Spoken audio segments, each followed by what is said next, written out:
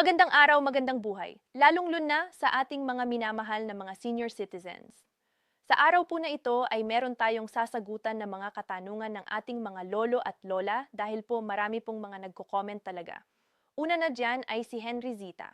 Sabi dito po sa Madaluyong Editions, hindi kami binigyan kasi may sis daw kami. Sabi may sis man o wala, magkaroon ng social pension. Mamaya-maya po i-explain natin ito at ito po ay related sa social pension for indigent pensioners. At hindi lang po yan ang nagbibigay ng komento. Sabi pa po ni isa pa dito, sabi niya may hindi siya binigyan dahil may ESS siya. Pareho lang din nag-comment, sabi niya dito, sana po mapasama ako sa mabigyan ng pension. Dito po ako sa Infanta Pangasinan, sana po matulungan niyo po ako. Mamaya-maya atin niyang sasagutin po ang inyong katanungan. Atensyon sa lahat ng mga senior citizens. Sa araw po na ito, ibabahagi natin ang mga kasagutan bakit po natatanggal ang mga senior citizen sa social pension for indent pensioners. Atin pong pagkuha ng base. Ipakita ko po ang mga natanggal sa inyo kung saang lugar at stay tuned lang po tayo para po malaman natin ang buong detalye sa balitang ito. Atensyon sa lahat ng mga senior citizens, mga pensioners, tinanggalan ng pensyon. Bakit kaya? Ang buong detalye ay ating pag-uusapan dito po sa aking content, sa aking video. And medyo umulan na. But bago natin pag-uusapan ang content na ito, hayaan nyo munang magpakilala ako sa inyo. Ako po si Relano. Kung ikaw ay bago pa lang sa aking YouTube channel, huwag kalimutan pong i-like at i-subscribe ang aking YouTube channel at i-bell notification mo na para maging updated ka sa mga videos na i-upload ko pa. And by the way, ang aking vlogs ay patungkol po ito sa updates, payouts, at iba pang mga dapat malaman ng ating mga senior citizens. Kaya kung ikaw ay interesado, stay tuned. Ngayon, atin na pag-uusapan at bigyang kasagutan ang katanungan. Let's go! Breaking news. 13,000 na mga senior citizen tanggal sa social pension list. Ano ba ang mga nangyari? Bakit? Ilumultina, tinanggalan ng social pension. And mo sa lugar ba ang pinakamaraming tinanggalan ng social pension? And kung nais mo na malaman ang mga detalye bakit maraming tinanggalan ng social pension, ating sisimulan ang video na ito. Iloilo ang may pinakamaraming lugar na tinanggalan ng social pension. At sa lahat-lahat, umabot ng 13,168 na mga bibisaryo ng social pension ang tinanggal sa Western Visayas. Batayan yan sa Department of Social Welfare and Development. Sa lahat ng mga taga-Iloilo diyan, baka nagtaka kayo na hindi na kayo nakatanggap ng mga benepisyaro sa social pension. Baka isa kayo sa mga natanggal na. Pero ano ba dapat ang kailangan para maging isang miyembro or maging parte sa social pension? Ngayon, pag-uusapan natin ano nga ba ang mga kwalifikasyon ng senior citizen para sa social pension. Ang ibig sabihin ng social pension ay ito ay benepisyo na makukuha ng mga senior citizen. Ilang taon ba pwedeng maka-avail or pwedeng masali ang isang senior citizen sa benepisyong ito kung ang isang tao ay may edad na 60 years old and above? Kasi yan naman po yung timeline na tinatawag tayong senior citizen. Pero ito yung mga qualifications talaga na dapat nating ilagay sa ating isipan. Unang-una, ito ay para sa mga sakitin at saka merong disability. Pangalawa, walang pensyon na natatanggap sa gobyerno or kung sa anumang mga private institution. Kung ikaw ngayon ay nakatanggap sa SSS, GSIS. So hindi ka po bilong sa benepisyong ito dahil po nakalagay po doon na para lamang po sa mga walang tinatanggap na benepisyo buwan. Pangatlo ay walang permanent na income. Ibig sabihin walang trabaho, walang panghanap buhay. So ganun. Ngayon, alamin natin bakit marami ang natanggal sa social pension. Ano po ba yung mga rason? Batay sa pag-validate ng DSWD, nakita nila na may 1,327 na tumatanggap ng pension galing sa SSS and GSIS. 830 ay tumatanggap pa ng honorarium or sahod. 331 tumatanggap ng regular na support sa kanilang pamilya at yung iba ay namatay na. Yung iba naman ay nagiba ng location na kanilang pinagtitirhan. At ito po ay very red flag dahil po ang qualification na ating pinag-uusapan kanina. Unang-una, kinakailangan wala pong tinatanggap na kung ano na pension sa iba't ibang institusyon. So ito yung 1,227 automatic po, natanggal na po yun sila. Dahil ang nasa qualification, walang-wala po yung mga tao dapat na walang tinatanggap na mga pension. Baka kasi ang nangyari or ang mangyayari nito, dalawa na yung tinatanggap nila. Nakatanggap na sila sa GSIS or SSS. Tapos meron silang social pension. Yung iba naman nag-aantay dahil yung first slot kasi ang social pension.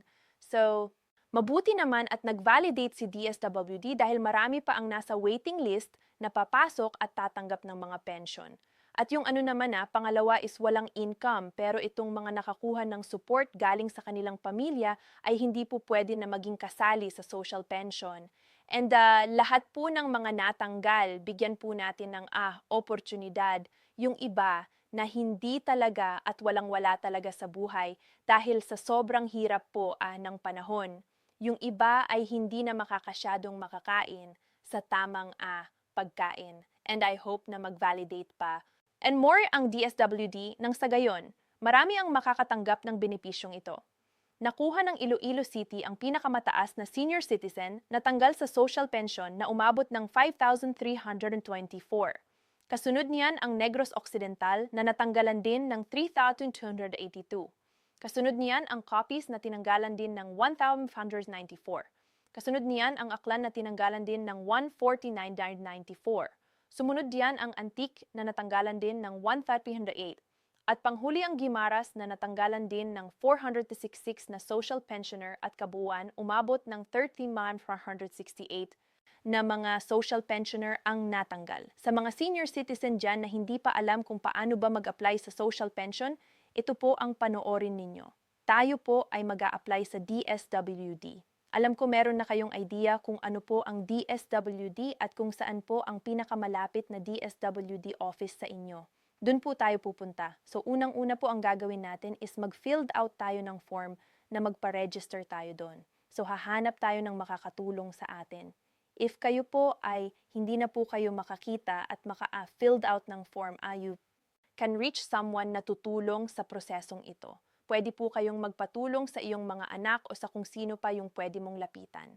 At pagkatapos na mag-fill out ng form na ito, so ang gagawin is mag-validate po iyon kung ang ginawa mo ay tama.